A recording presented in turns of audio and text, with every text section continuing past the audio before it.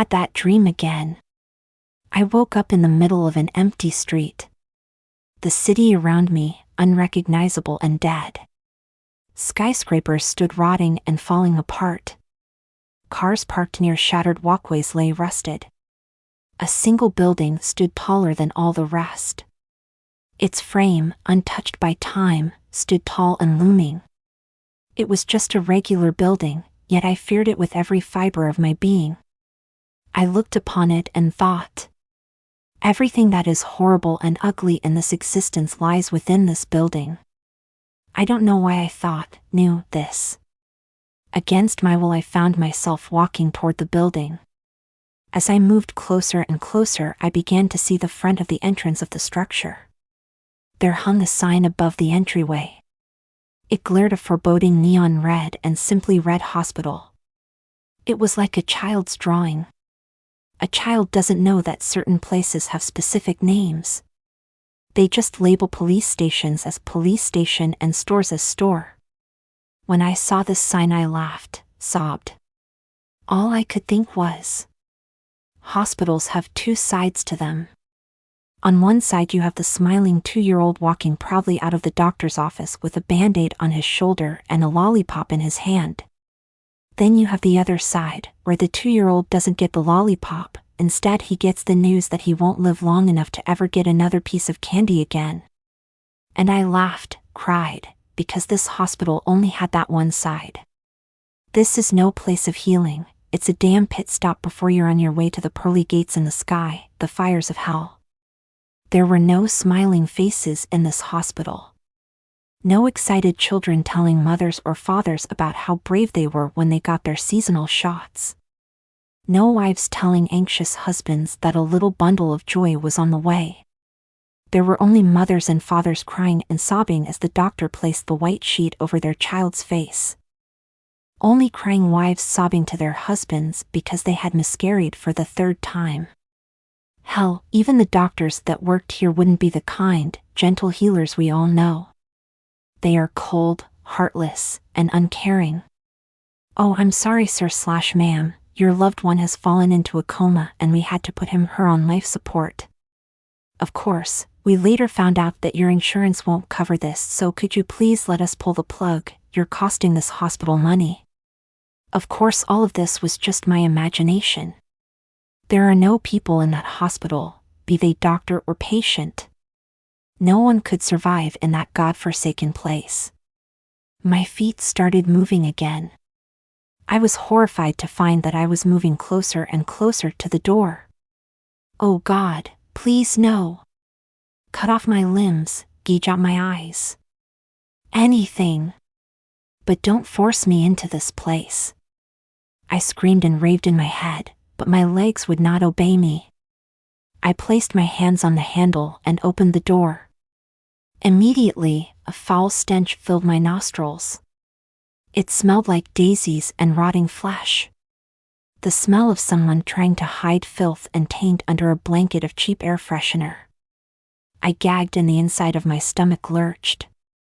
I managed to gain control of my legs and turned to leave as fast as I could. I stared in horror, the door was no longer there. I screamed, then stopped, a voice filtered into my head. Hello, what's your name? Are you here to visit me? I'm so lonely.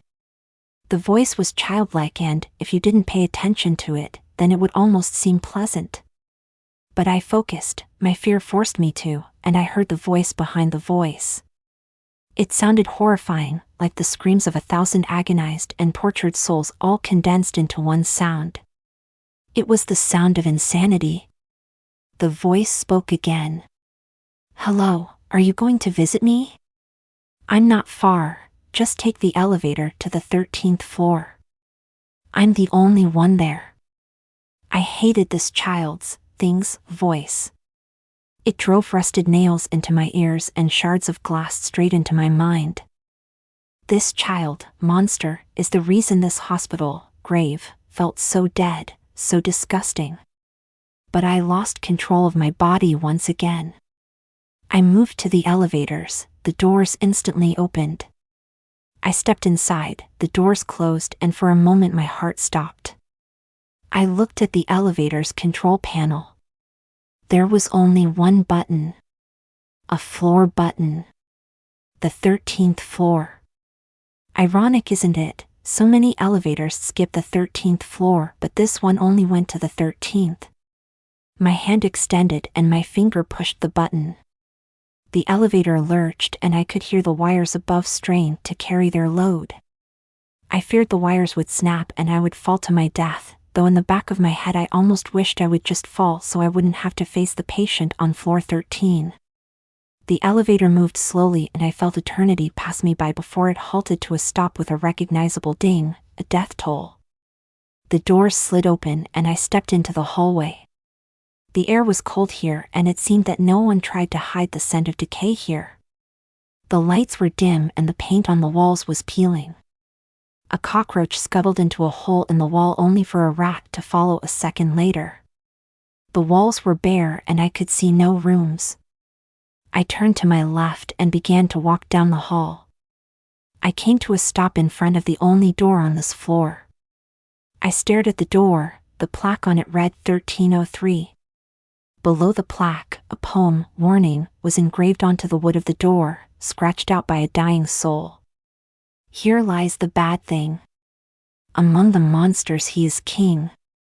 Murderers, rapists, psychopaths, his kin. Stare not at the endless rows of teeth in his grin. Walk away if you can, run away. Open not this door, let not the voice of the bad thing make you sway. I wish I could follow that piece of advice. I felt my hand move. Why does my body keep betraying me? I thrust out my other hand still under my control and clutched at the traitorous limb. The child, bad thing, spoke again.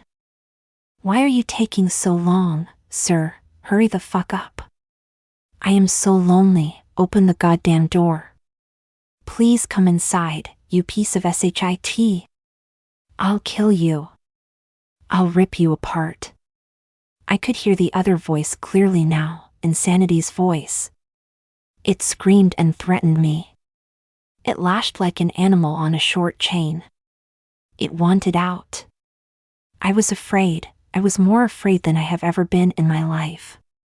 Sweat trickled down my neck where veins bulged with fear-induced adrenaline. My arms shaking, my right fighting against my left to keep me from opening the door, seal. My right hand was cramping, it was getting harder and harder to keep a hold of my left hand, traitor. Sir, are you still there? You son of a bitch. You better still fucking be there. Please open the door, it's been so long since anyone visited, fucking piece of shit, open the door. The clashing of that childlike voice with the voice of 1,000 screams was nauseating. Tears welled up in my eyes and fell down my cheeks. I couldn't stand it anymore. I screamed and let go of my hand that strained to grab the doorknob. My left hand instantly shot out of my grip and took a hold of the knob. My eyes watched on in horror as my hand slowly turned the doorknob. I heard the click of the door, the loudest sound I had ever heard. Slowly, I pushed the door inward and stood before the bed in the center of the room. In the bed lies a sickly little boy. Tubes in his mouth and IVs in his arms. A heart monitor stood beside the bed. It beeped at a slow tempo. Does this monster even have a heart? I looked at the child and for all appearance's sake he looked normal. But I knew, as I looked at him, I knew that what was in that bed was not a child. It wasn't even human. The child/monster/thing opened its eyes and I nearly collapsed to my knees. There were no eyes, just two pieces of a broken mirror shoved into bloody sockets. I saw my reflection in those eyes, but not a reflection of how I currently was. I saw a reflection of myself, bloodied and battered, my eyes gone and my chest torn open to reveal my still beating heart. Hello, sir, I am so glad you came to visit, now I can eat you. The childlike voice was gone. The monster ripped the tubes from its mouth to reveal not teeth but row after row of syringe needles dripping with fluid, venom. I screamed, but I could not move.